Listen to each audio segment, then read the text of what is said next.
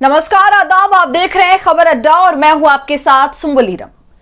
दोस्तों, जो नेता राजनीति जैसे शब्द को सिर्फ नफरत फैलाना समझते हैं, वही असम के नेता मुख्यमंत्री हेमंत बिस्वा शर्मा को सुप्रीम कोर्ट ने जबरदस्त फटकार लगाई है। क्योंकि हेमंत बिस्वा शर्मा की सरकार या कहें वो खुद कुछ ऐसे कामों में संलिप्त थे, एक ऐसे नफरत के काम में जिसने इंसानियत की सारी हदें पार कर दी। और अब देखिए, इस मामले में सुप्रीम कोर्ट ने शर्मा को ऐसी फटकार लगाई है कि उसके सरकार के चीफ सेक्रेटरी को बुलावा भेज दिया है। यानी एक तरीके से सबसे बड़े अफसर को हाजिर होने के लिए और स्पष्टीकरण देने के लिए बुला लिया है।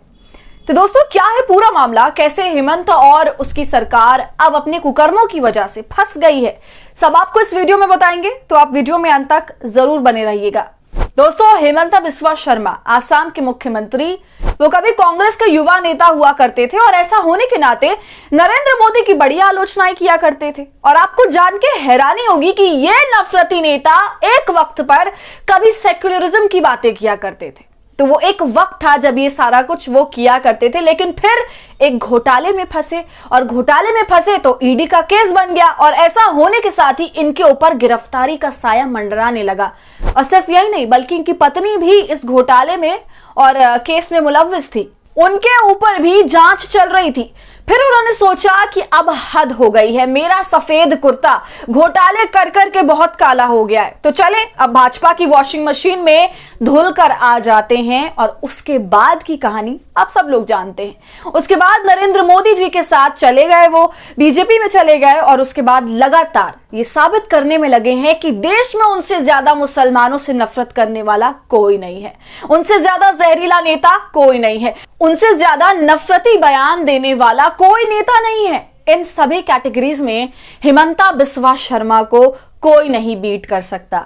और ये साबित करने के लिए वो जान लगाए हुए हैं। और दोस्तों, आपको याद होगा जब सीए एनआरसी का मामला आया था, तो सबसे भयानक जो तस्वीरें और खबरें आई थी वो असम से आई थी। हजारों लोगों को डिटेंशन सेंटर में डालना, हजारों लोगों को बाहर भेजने की धमकी देना, उनसे नागरिकता छीन लेना, मतलब ऐसी ऐसी खबरें आई थी। तो दोस्तों, अब इन्हीं सब मामलों को लेकर सुप्रीम कोर्ट में एक केस पहुंचा।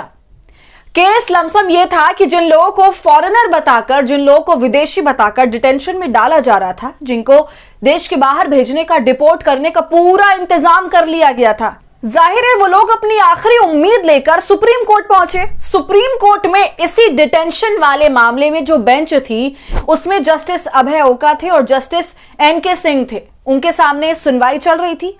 एक तरफ जिन लोगों को डिटेन किया गया था, जिन लोगों को देश के बाहर भेजने की बात चल रही थी, उनके वकील थे, और दूसरी तरफ असम सरकार के वकील थे।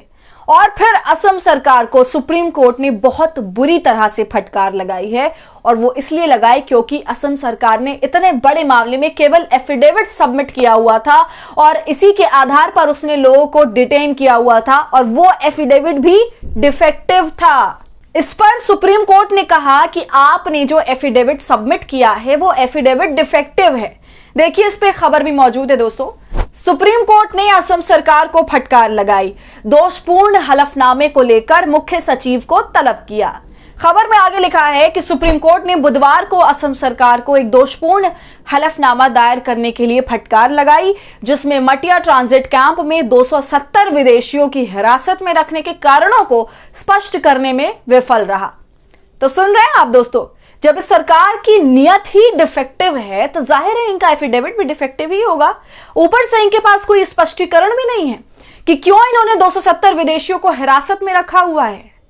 दोस्तों, ये जो एक है तो सेफ है, कटेंगे बटेंगे, इस तरह के जितने भी नारे और तमाशे चल रहे थे, उन्हीं तमाशों में से एक हिस्सा, उसका एक खेल असम में भी चल रहा था, जिसमें सरकार की नियत गड़बड़ थी। बहुत सारे लोगों को जो वर्षों से यहां पर रह रहे हैं, पीढ़ियों से यहां पर रह रहे हैं, उनको विदेशी नागरिक बताकर निकालने का खेल चल रहा था।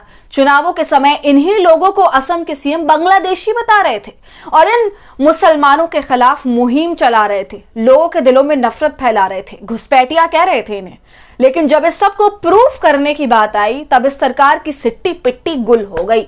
और अब इस सिलसिले में जो एफिडेविट सुप्रीम कोर्ट में दी गई थी, उसमें जो जानकारियां सुप्रीम कोर्ट ने मांगी थी, उनमें से कई जानकारियों को कह दिया गया कि यह गोपनीय है।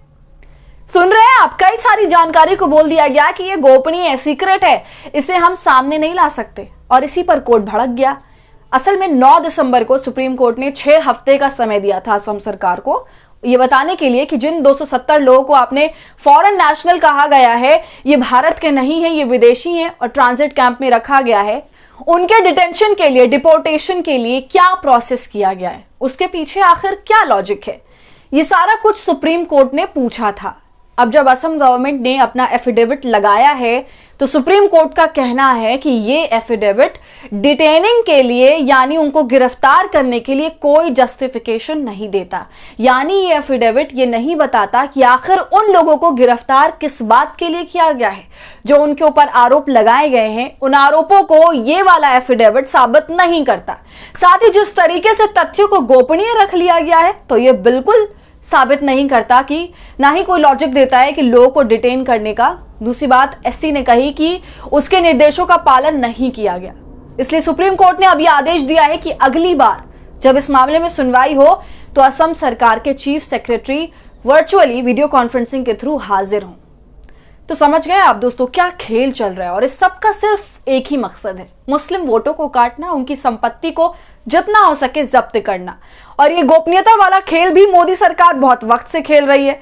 कोई भी बड़ा मामला होता है तो ये साफ कहते हैं कि इस सब को गोपनीय रखा जाएगा, सीलबंद लिफाफों में रखा जाएगा, इसे सार्वजनिक नहीं किया जाएगा। तो दोस्तों अब देखना यह है कि आगे इस मामले में और क्या होता है। आपकी इस पूरे मुद्दे पर क्या राय है, हमें कमेंट कर जरूर बताइए। वीडियो पसंद आई हो तो इसे लाइक और शेयर करें, और खबर अड्डा को यूट्यूब पर सब्सक्राइब कर लें।